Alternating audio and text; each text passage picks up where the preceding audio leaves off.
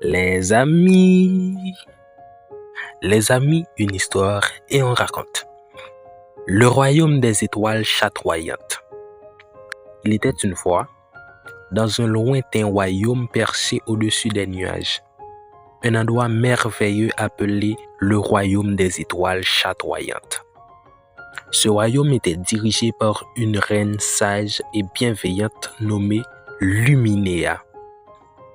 Elle vivait dans un château scintillant, fait de cristaux qui capturaient la lumière du soleil et de la lune, créant des arcs-en-ciel qui dansaient sur les murs. Dans ce royaume, chaque enfant naissait avec une étoile unique, accrochée au-dessus de sa tête. Cette étoile brillait en fonction de la gentillesse, de la créativité et du courage de l'enfant. Plus l'enfant faisait de bonnes actions, plus son étoile brillait fort, illuminant tout le royaume. Mais un jour, quelque chose d'étrange se produisit. Les étoiles commencèrent à perdre de leur éclat. Une à une, le royaume autrefois si lumineux devint de plus en plus sombre. La reine Luminéa, inquiète, convoqua un conseil des sages. Après de longues discussions, ils découvrirent que la magie du royaume s'affaiblissait parce que les enfants avaient oublié de croire en leurs rêves et de faire preuve de gentillesse. La reine savait qu'il fallait agir rapidement. Elle décida d'envoyer une jeune fille courageuse nommée Elina pour redonner de l'éclat aux étoiles. Elina était une enfant curieuse et audacieuse. Avec une étoile qui brillait encore faiblement, elle accepta la mission sans hésiter. Le voyage d'Elina. Elina reçut une carte imaginaire qui la guiderait à travers 3 épreuves pour restaurer la magie du royaume.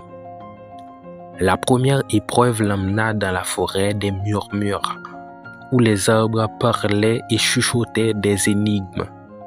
Pour traverser la forêt, Elina devait résoudre une énigme. Je suis léger comme une plume, mais même le plus fort ne peut me retenir longtemps. Qui suis-je? Elina réfléchit un moment, puis répondit, c'est le souffle. Les arbres s'écartèrent, impressionnés par sa sagesse, et lui offrirent une clé en bois sculpté. La deuxième épreuve l'attendait dans la grotte des ombres. Là, elle rencontra un dragon timide nommé Flamme Douce, qui avait peur de sa propre ombre. Elina lui parla avec douceur et lui apprit à danser avec son ombre, transformant sa peur en joie. En remerciement, Flamme Douce lui donna une plume de dragon, brillante et chaude. Enfin, Elina arriva au lac des reflets où elle devait affronter son propre reflet. Le reflet lui dit, « Pour avancer, tu dois reconnaître ta propre lumière. » Elina ferma les yeux, se rappelant toutes les fois où elle avait été gentille, courageuse et créative. Quand elle ouvrit les yeux, son reflet lui sourit et lui tendit un miroir magique. Le retour au royaume. Avec les 3 objets magiques en main, Elina retourna au château de la reine Luminéa. La reine lui expliqua qu'elle devait utiliser la clé, la plume et le miroir pour réveiller la fontaine des rêves, une source cachée au cœur du château.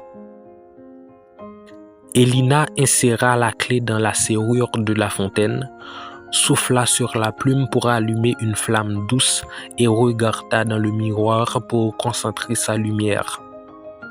La fontaine s'illumina et un jet d'eau étincelant s'éleva dans les airs, se transformant en une pluie d'étoiles qui retomba sur le royaume.